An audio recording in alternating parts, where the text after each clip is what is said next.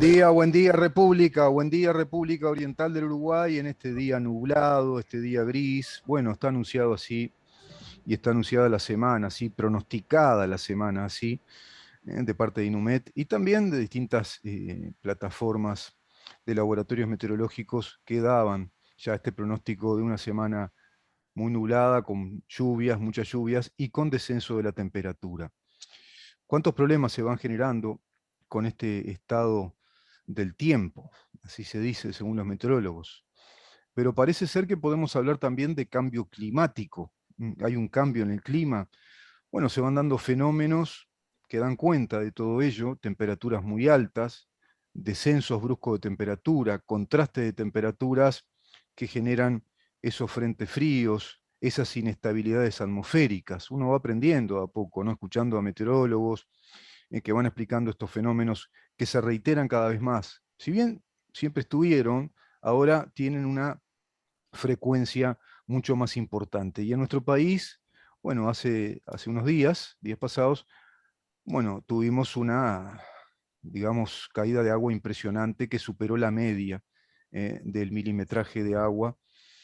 Inclusive se habló de que en unas horas prácticamente se superó el agua que puede caer prácticamente en medio mes. Eso trajo consecuencias bastante complicadas, graves. En Montevideo se ha visto, también en Canelones. En Montevideo se ha visto realmente zonas de la ciudad, enormes zonas de la ciudad, totalmente anegadas, prácticamente con esas imágenes apocalípticas de un mar, como si el mar se hubiera adentrado en la ciudad, con los coches flotando, con casas inundadas, pero no solo en lo que podemos considerar asentamientos irregulares, lo que antiguamente decíamos en la zona de Cantegriles, sino que también en lugares, digamos, de barrios de clase media o clase trabajadora, que también se vieron muy inundados. Y ahí me parece que hay algunos problemas que son estructurales, tienen que ver con problemas de la ciudad en sí. Saneamiento, bueno, más que saneamiento, drenaje, pero quizá ambas cosas. El saneamiento viene vinculado al drenaje. Vamos a conversar esto con el diputado Felipe Schipani, quien hoy está con nosotros afortunadamente. Ha sido una de esas víctimas de esta variante, seguramente de Omicron.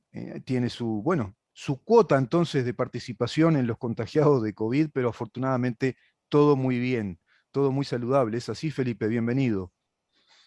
Buen día, Rubén. Un placer estar en contacto contigo con toda la audiencia. Afortunadamente bien. Ujú. Debo decir también, fueron las primeras 48 horas duras, Ajá. una gripe fuerte, con realmente un dolor corporal muy fuerte. Ujú. No me motivaba otra cosa que estar en la Hacer cama. cama, sí, sí. Después ya el tercer día, el viernes de mañana hicimos el hisopado. Las 48 horas primero fueron complicadas, ya el tercer día mejor, y hoy ya plenamente recuperado. Pero Mm, no hay que subestimar, por lo menos en mi experiencia personal, a Omicron. mm, Me imagino yo que tengo la tercera dosis, bueno, lo que hubiera sido sin ningún tipo de protección vacunal, ¿no? Eh, claro. De modo que la recomendación para aquellos que increíblemente no se han dado la tercera dosis, pues yo no encuentro explicación para aquellos que se dieron las dos primeras y han dilatado la tercera, bueno, es que se la den, que se agenden cuanto antes, porque realmente cubre y hace la diferencia cuando llegan Claro, etapas como estas, ¿no? sin duda, ¿no? Nos da esa inmunización que está comprobado ya a nivel mundial, empíricamente, que los que tienen tercera dosis, bueno, los que tenemos tercera dosis estamos más inmunizados que los que tienen dos, inclusive. Además que en nuestro país las dos primeras dosis, seguramente es tu caso, fueron las de Coronavac, ¿no? Exacto, sí, Es- sí, la de Seguro, Sinovac. la de Sinovac, ahí está. Y bueno, pero hay varios factores que se van reuniendo para que todo transcurra favorablemente, como en tu caso. Tres dosis, o sea, plan completo de inmunización, tu juventud también, ¿no? Hay muchos factores que inciden, el estilo de vida, hay muchas cosas, ¿no? Y en este caso, bueno, afortunadamente en tu caso saliste adelante, pero no hay que subestimar. Escuchaba al ministro de Salud Pública decir que el 41% de los casos no, el 45% de los casos de no vacunados, los que caen en CTI, por ejemplo. Los que van cayendo en CTI, el 45% no están vacunados, un 41% con 2 dosis o con una, o sea, no tienen el sistema completo. Por lo tanto, sin duda que hay que vacunarse. Lo decíamos acá en el programa, ¿no? Hay que vacunarse e ir a la tercera dosis. Uruguay está a la vanguardia en tercera dosis, estamos ya en un 47, casi 48%, creo, de gente con tercera dosis, pero no se entiende, como tú bien decís, por qué gente que tenía las 2 dosis y ya estaba en condiciones de darse la tercera, se dejaron estar.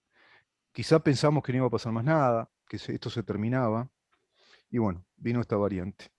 Felipe, afortunadamente estás con nosotros de nuevo. Le digo a todos los oyentes, bueno, ya conocen tu columna, la mayoría, que no estuviste ayer por este tema y estás hoy ya rehabilitado. Esperemos que siga así. Y además con la camiseta puesta. Totalmente. Felipe, ¿qué tema este de las inundaciones? Podría ser un tema a tratar contigo. No sé si has visto más o menos las noticias, las inundaciones que se han dado en distintas zonas de la ciudad. El problema de la mugre también, ¿no? Porque la falta de limpieza trae aparejado otro problema, que es la inundación, pero se arman como represas naturales con ramajes y se va acumulando basura, y eso también provoca más inundación y mucha mugre. Hay un problema grave ahí en los alcantarillados. Para que la gente más o menos lo entienda, muchos lo saben. Son esas bocas de tormenta que en zonas de Montevideo no están. En zonas de Montevideo no se ven, no se han construido. Y parece ser también que otro problema que se va planteando es que en esos saneamientos de otras épocas había una especie de caños grandes que hasta podías caminar por ahí, los tupamaros lo conocen muy bien eso porque andaban por esas cañerías de saneamiento, pero parece que en las intendencias del Frente Amplio, cuando se fueron sustituyendo esas partes que se envejecían y se fue haciendo esas reformas parciales del saneamiento, porque acá no hubo un plan de saneamiento completo en estos 31 años, bueno, empezaron a poner PVC y el diámetro es mucho más chico, por lo tanto eso también satura más rápido. No sé qué visión tenés de eso, si estás recibiendo alguna noticia de los ediles del partido. Bueno, los ediles colorados han pedido informes a la Intendencia. Sin duda que fue una circunstancia absolutamente sorprendente, ¿no? No habíamos tenido antecedentes en la ciudad de una inundación de esta característica. Sí. Hay zonas que llueve habitualmente y se inundan, son inundables, pero nunca de esta magnitud. Yo creo que hay una conjunción de factores, falta de infraestructura naturalmente. Creo que la ciudad no se ha adaptado para estos nuevos fenómenos que son producto de la nueva era que Sí. nos toca habitar en el planeta, que es el cambio climático, es cierto. Lo que se dijo llovió en pocas horas, lo que llueve habitualmente en un mes. Pero bueno, yo creo que hay que empezar a pensar, cuando se planifican y se piensan las ciudades, en este nuevo elemento, que es Mm, el del cambio climático. ujú, Naturalmente, las estructuras de la ciudad, los pluviales, el saneamiento no está preparado mm, para este tipo de eventos.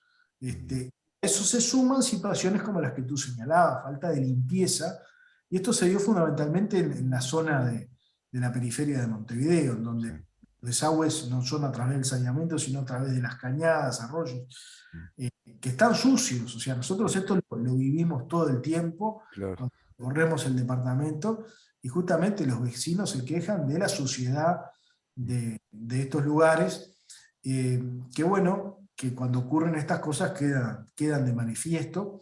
Eh, Ojalá la Intendencia pueda dar rápida respuesta a la situación, fundamentalmente de aquellos ciudadanos que más afectados se vieron en sus casas. Realmente las imágenes que vimos todos ayer por televisión mm, eran impactantes, ¿no? Cómo se destruyeron casas, sí. salían flotando los muebles, las bicicletas, bueno, Autos flotando también autos que muy afectados, autos ¿no? destruidos, en fin, sí, es una situación absolutamente inédita. Y bueno, y hay que pensar en este nuevo fenómeno del cambio climático, porque vamos a tener que convivir con él, naturalmente, ¿no? ¿Me dejás razonar esto, Felipe? Quiero hacer acá como una especie de enclave en la nota, porque es cierto eso que tú decís. Hay un nuevo fenómeno climático, ¿no? Que está afectando al mundo. Ayer escuchaba al director de SECOED bueno, prácticamente atribuía todo el cambio climático y que es la naturaleza la que está castigando. Sí, yo diría, mirá cómo suspiro, en parte sí. Pero voy a hacer esto, mirá. La última intendencia que no fue del Frente Amplio, estaba revisando números, incluso escuchando hoy un programa, que me confirmaba números que yo había hecho en otra época. Cuando entrega la intendencia del Partido Colorado al doctor Tabaré Vázquez, le entrega una intendencia con un presupuesto anual de 73 millones de dólares y 13 millones de dólares de superávit. 13 millones de dólares de superávit. Ya en la intendencia de Tabaré Vázquez, 90-95, se entrega la intendencia con un déficit fiscal. Creo que anduvo en los 20 o 30 millones, no me acuerdo si 20 millones de dólares. Después, a partir de ahí, la secuencia de intendente del Frente Amplio parece ser una carrera de posta de quién deja más déficit fiscal. Se fue multiplicando el déficit al extremo de que el propio Arana se dejó un déficit a sí mismo. Fue el único intendente que fue reelecto, que tuvo 2 intendencias y se dejó un déficit importante.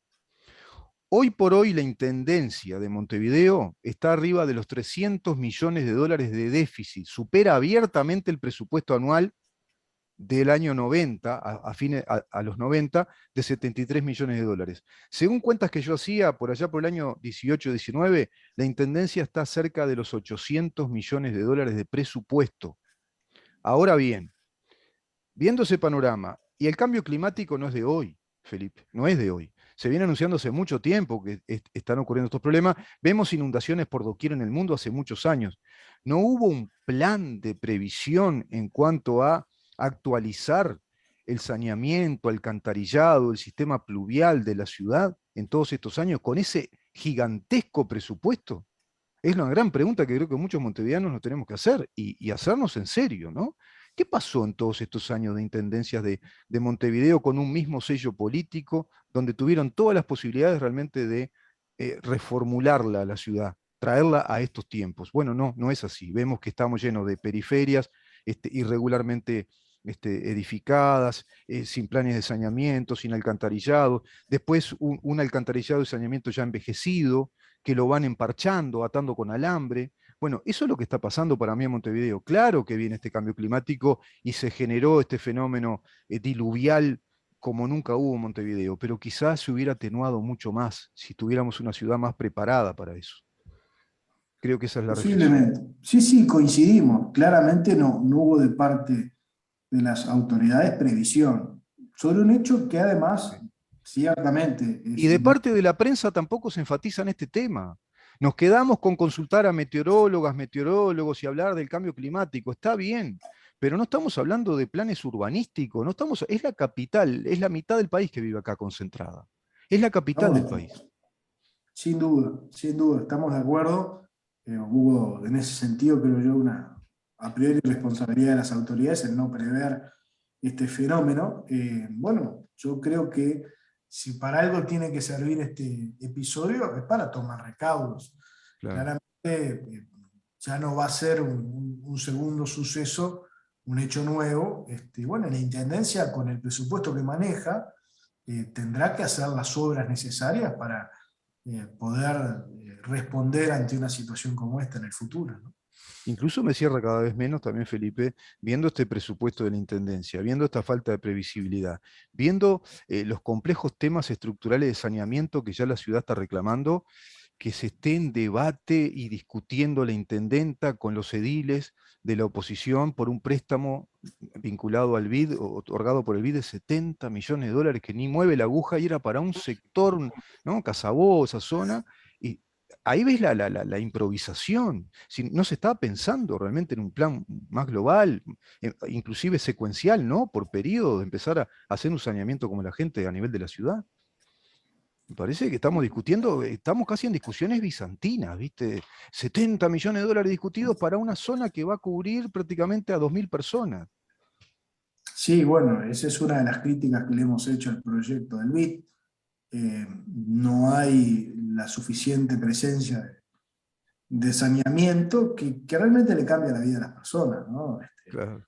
Prácticamente desapareció allí la política de saneamiento que originalmente siempre tuvieron estos planes, ¿no? Sí, sin duda. Pero hablamos contigo eso, ¿no? ¿Cómo genera postergación social todo eso, ¿no? Esas zonas sin saneamiento, sin alcantarillado. Bueno, lo que hablamos el otro día contigo, lo hablamos también con el diputado Gianoli, que va a estar con nosotros de nuevo, afortunadamente, mañana.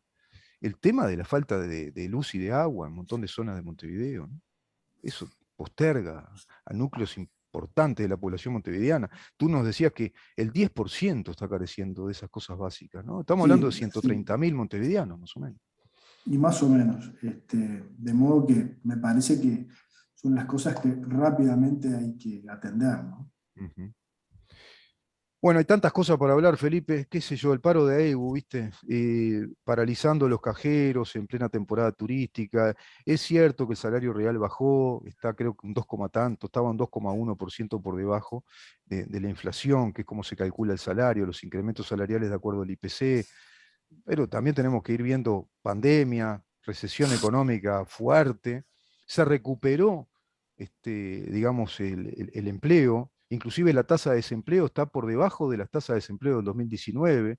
Es cierto que quizá no se recuperó todo el empleo de calidad y el nivel salarial perdió un poco de salario real, ¿no? Un 2, tanto por ciento.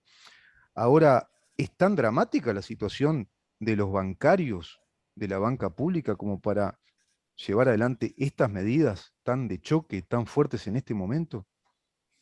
A mí me parece francamente un despropósito, un exceso, porque a ver, ¿a quiénes perjudica? Perjudica a los trabajadores, ¿no? Claro. Lo que realmente es un contrasentido, ¿no? Que una acción de un gremio que representa a trabajadores perjudique a otros trabajadores que están haciendo la temporada después de, bueno, 2 temporadas prácticamente difíciles, ¿no? Mm. De un sector que se ha visto enormemente golpeado y resentido a partir de la pandemia y que recién en este enero, con las dificultades que presenta ahora Omicron, está Sí. empezando a sacar la cabeza. Entonces, ¿cuál es la idea? Es ir a Punta del Este, que es la crema del turismo del Uruguay, donde Mm. está el veraneante argentino, el Está Pereira, veraneo. está Fernando Pereira Bueno, ahí. ahí está Ah, Fernando Pereira, es la claro. moda, también estuvo en Punta del Este. Y porque es el glamour de la, claro, de la oligarquía proletaria, ¿no? ¿Ya Entonces, llegaron a la dictadura del proletariado ellos? ¿Ya llegaron? No, todavía no. bueno, hay quienes están todavía en esa batalla, ¿no? Increíble. Y bueno, y sí, y sí. Este, pero ¿cuál es el sentido de protestar en Punta del Este? O sea, tratar de, bueno, decirle a los argentinos que allí están, miren que esto no es muy diferente a Argentina, Allá. Buenos Aires. Exacto, exacto, Este, exacto. lo que acá también hacemos lo que hace allá Moyano, no se crean que esto es el paraíso, ¿no? No vengan a invadir acá ni a radicarse, porque Mm, miren que también les armamos piquetes y les complicamos la vida. O sea, es eso mm, lo que estamos generando, o sí, sea, dando sí. señales, no para el veraneante, dando señales para la inversión, que es la generación de empleo, que son las posibilidades para esas personas que de repente en 2 meses de temporada Mm, hacen lo que necesitan para vivir todo el claro, año. claro. Entonces, a mí me parece Y francamente, de paso, ya como tú decís, una señal a todo tipo de inversor que está ahí en Punta del Este, ¿no? Yo que sé, italianos, claro, brasileños, chilenos que puedan venir. Mirá que acá está complicado también. Y de paso también, de paso, y bueno, viste, sacaron la inclusión financiera obligatoria, que iba a favorecer más la actividad bancaria también, porque de paso ya estamos muy cerca del referéndum también, ¿no? Y uno tiene que totalmente, analizar todo eso.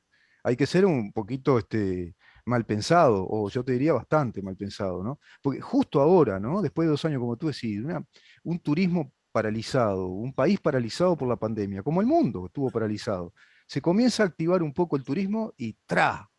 Metemos todos estos paros de los cajeros afectando a todos los trabajadores, porque afecta a los pequeños comerciantes, afectás al comerciante que no puede integrar dinero a sus cajas, a sus cajeros, afectás a los empleados de los pequeños y medianos comerciantes también. Bueno, afecta a toda la cadena económica. totalmente, totalmente. Vamos a ver qué ocurre. Yo creo que las autoridades del Grau van a tener que pensar en algún mecanismo alternativo, en, bueno, contratar una empresa tercerizada para que realice la tarea, porque ciertamente en temporada los cajeros, y más en Punta del Este, son bueno, servicios esenciales, ¿no? claro. Entonces, Pero ellos hay, van a salir con pancarta a decir que están extranjerizando el Bro. sí, sí, Sí, a o sea, ver, es así. pero claramente Es un nunca acabar, ¿viste? Es un nunca hay una acabar. actitud de hostilidad del sindicalismo, del PIT-CNT, que se enmarca en lo que es la campaña de cara al referéndum, ¿no? Se intenta generar en el país un clima de conflictividad, un clima enrarecido para, bueno, de alguna manera tratar de exponer una situación que solo existe en la mente de estos dirigentes sindicales, porque como Mm, recién decías, el país afortunadamente está creciendo, el país está en una situación, yo diría, favorable para su desarrollo económico, para mejorar en materia social, en materia laboral. Las políticas que se aplicaron en el marco de la pandemia, ¿no? Esas perillas sí, de las que hablaba siempre el presidente, que no solo se trataba de lo sanitario, sino también lo social, con lo económico. Bueno, esa siembra hoy está cosechando frutos, porque bajó la desocupación, mm, creció el empleo a niveles anteriores a la pandemia, como recién decías, mm, ha bajado la pobreza. El año 2021 fue año récord de exportaciones. sí, Se creció en materia económica lo que el gobierno preveía, que algunos consultores privados decían que era muy generoso, pero se terminó creciendo en el torno del 3,5%. En fin, la economía uruguaya se empieza a reactivar, empezamos a tener una buena temporada en mm, relación a lo que tuvimos en el pasado, o sea, el país anda bien, el país crece, las mm, medidas económicas, sociales, laborales aplicadas en el marco de la pandemia dieron sus frutos. Cuando lo que se nos planteaba desde la oposición, recordemos, era cerremos todo, sí, claro. cuarentena obligatoria.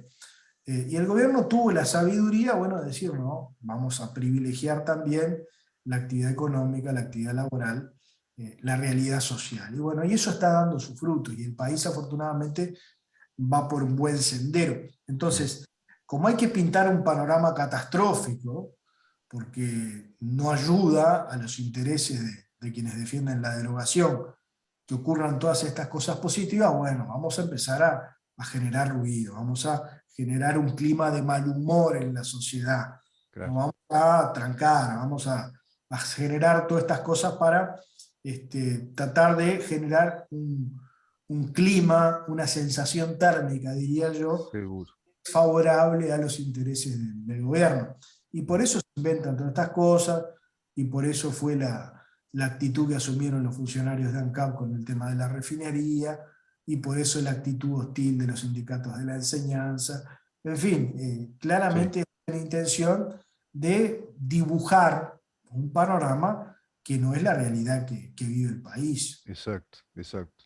Viste, cuando un tema musical te gusta, vos lo lupeás, se dice, ¿no? Le pones el loop y lo repites, volver al tema, vuelve las veces que vos quieras, 7, 8, 10, entonces sos como un adicto a ese tema, ¿no? Una sobredosis de un tema. Bueno, esto es un poco lo mismo, ¿no? La temática sindical, de paros, de huelgas, es un loop, ¿no? Está lupeado, y entonces, como tú decís, ese relato lo van sustentando con hechos prefabricados. Hay que fabricar hechos que den ese dibujo de realidad, ¿no? Van generando una escenografía, un montaje, como si fuera un reality show, donde miren que acá también está complicada la cosa en este país, ¿eh? Acá también hacemos piquetes, acá también sacaron obreros, como decía la prensa, del puerto, son obreros, pero había un montón de obreros también, que de la prensa no habló, los camioneros parados, la mercadería que se venía abajo, la gente perjudicada en la zona del puerto. Después el tema de la tablada, ¿no? El tema de las ocupaciones en los liceos, el abucheo del presidente cuando la reforma educativa, es un lupeo, ¿no? Permanente de estas situaciones sindicales hostiles, un plan sistemático. Claro, vos revisás un poco y ¿cuál es la matriz? Y la matriz es Grupo de Puebla, Foro de San Pablo, está escrito, las últimas convenciones lo dicen, los últimos foros, 2021, 2020, desestabilizar los regímenes oligárquicos, neoliberales, ese es el mote que le ponen. Y Uruguay está muy en la mira. Felipe, hasta a veces Claro. nos tenemos que poner nerviosos porque es el único país que va quedando, que es un modelo en América Latina de unas, yo qué sé, yo discuto los términos, ¿no? Pero bueno, está considerada una de las democracias plenas, para mí le falta mucho para ser democracia plena, pero es una democracia estable, es una democracia ejemplar en el continente, es un modelo, como tú decís, que muestra signos de recuperación económica porque rinden sus frutos esa siembra que hizo el gobierno con esas políticas contemplativas de la realidad, con las luces largas, como decía la ministra, que no solo atendió la pandemia desde el punto de vista sanitario, sino todos los aspectos que venían aparejados o que conllevaba este drama de la pandemia. Se sale adelante con esas políticas focales, racionalizadas, de no parar la actividad, parar lo necesario, retomar actividades, y hoy el Uruguay está con notorios signos de recuperación económica. Tras cartón, esta puesta en escena catastrofista del sindicalismo uruguayo. Este, yo creo que es hora de pensar, yo lo voy a hacer ahora en mi editorial eso, es hora de pensar seriamente, seriamente en un nuevo sistema sindical en el país. Pues si no, no va a salir adelante el país. O sea, no va a profundizar su democracia si seguimos con un sindicalismo único, que es omnímodo, que satura con su posición y su partidarismo, bueno, la actividad empresarial, la actividad pública, y la tiene de rehén, va teniendo de rehén al país. Y al sistema político, en definitiva, porque no olvidemos que este referéndum nace del sindicalismo uruguayo, que después el Frente Amplio adhiere, pero ya sabemos que el Frente Amplio hoy es una fuerza dominada o dominada por el sindicalismo, ¿no? No sé qué opinión, como para cerrar la nota, te merece esta reflexión. Sí, a ver, un dato de contexto político. No nos olvidemos también lo que ocurrió en las elecciones internas del Frente Amplio, ¿no? El Partido Comunista, después de casi 30 años, ¿no? El 89 fue la última elección que ganó, vuelve a ser la principal fuerza política del Frente Amplio, de modo que la concepción comunista, ¿no? Que siguen reivindicando la lucha de clases, que siguen reivindicando la revolución del proletariado, bueno, pasa a ser la fuerza mayoritaria del frente, y es además el Partido Comunista quien dirige también el sindicalismo de este país. De modo que estamos ante un frente amplio absolutamente radicalizado, estamos ante un frente amplio en donde ya no hay opciones para los moderados, como hubo sí en el pasado, quizás cuando el actorismo tenía otra relevancia, otro realce. Hoy no hay en el Frente Amplio espacio, cobijo para el pensamiento moderado, para la visión socialdemócrata, centrista. El Frente Amplio ha sido arrasado por los ultras, y bueno, y en ese contexto se enmarca esta situación. Ahora, yo confío en que el pueblo uruguayo evalúe todas estas cosas, y confío en la inteligencia de la ciudadanía para advertir que aquí lo que se intenta montar es un escenario de ficción, y la realidad del país es otra, y lo que ha hecho el gobierno para administrar esta pandemia merece ser reconocido. Por eso es muy importante lo que se va a resolver el 27 de marzo. Es resolver, darle continuidad a un proceso de transformación y darle apoyo y legitimidad a un gobierno que en los momentos difíciles que le tocó actuar, creo que lo hizo, y lo hizo muy bien. Sí, sí, yo coincido contigo. Estuvo a la altura de la historia, estuvo a la altura de las circunstancias, mucha gente no creía, gente que era escéptica respecto al propio presidente de la República, a los planes económicos que planteaban, estuvo a la altura de la historia, colocando a Uruguay a la vanguardia a nivel mundial en el tratamiento de las políticas públicas para desarrollarlas en pandemia, y hoy Uruguay tiene signos fuertes de recuperación económica y los va a seguir teniendo. Y por supuesto que se juega, dirían mis abuelos, una parada importante, Uruguay el 27 de marzo, porque ahí hay una coyuntura, hay ahí una disyuntiva, puede haber ahí. Bueno, seguimos por este rumbo, este proceso de transformación del país continuará con fuerza, o el pueblo uruguayo plantea ahí ciertas dudas, ambigüedades, ¿no? Y bueno, es lo que se está jugando ese 27 de marzo.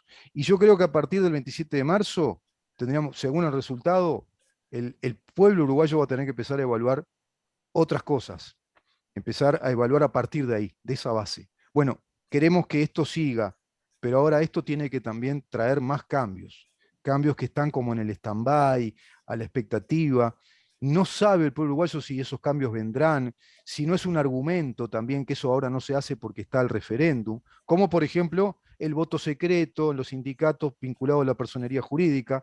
Eso trae aparejado para mí rápidamente que muchos trabajadores van a decir, che, ¿por qué no armamos un sindicato? Si ahora sí hay voto secreto para elegir autoridades, no van a tener miedo.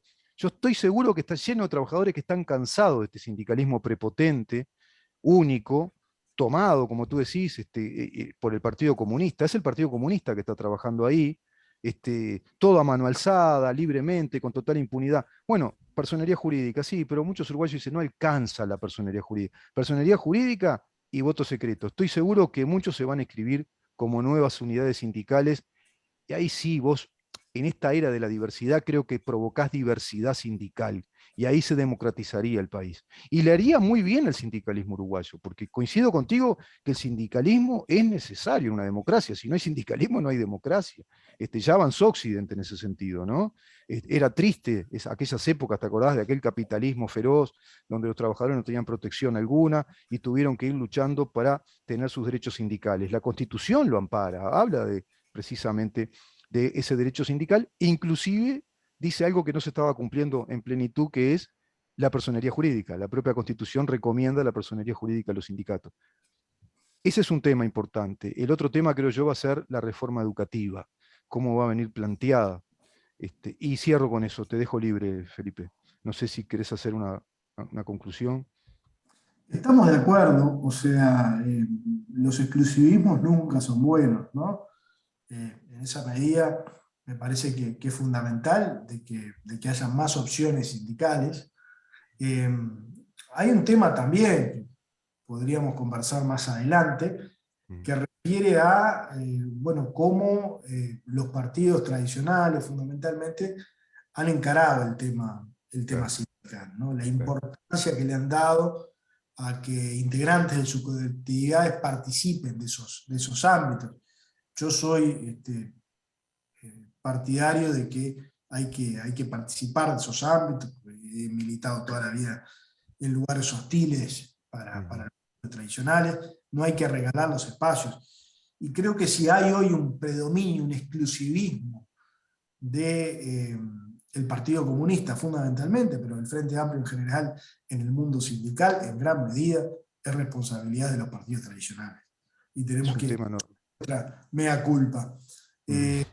Pero bueno, bienvenida a la diversidad, yo creo que hay que trabajar en ese sentido y bueno, y trabajar de cara a esta instancia que como tú decías, Rubén, es bien importante porque lo que está en juego es el derecho a gobernar y el derecho a realizar las grandes transformaciones para las que este gobierno fue elegido, entre ellas, a mi entender, la más importante, la que más va a influir en la vida de los uruguayos y fundamentalmente de los uruguayos con menos posibilidades, que es la transformación de la educación pública, ¿no? Ah, sin duda, Y en sin eso duda. están abocadas las autoridades.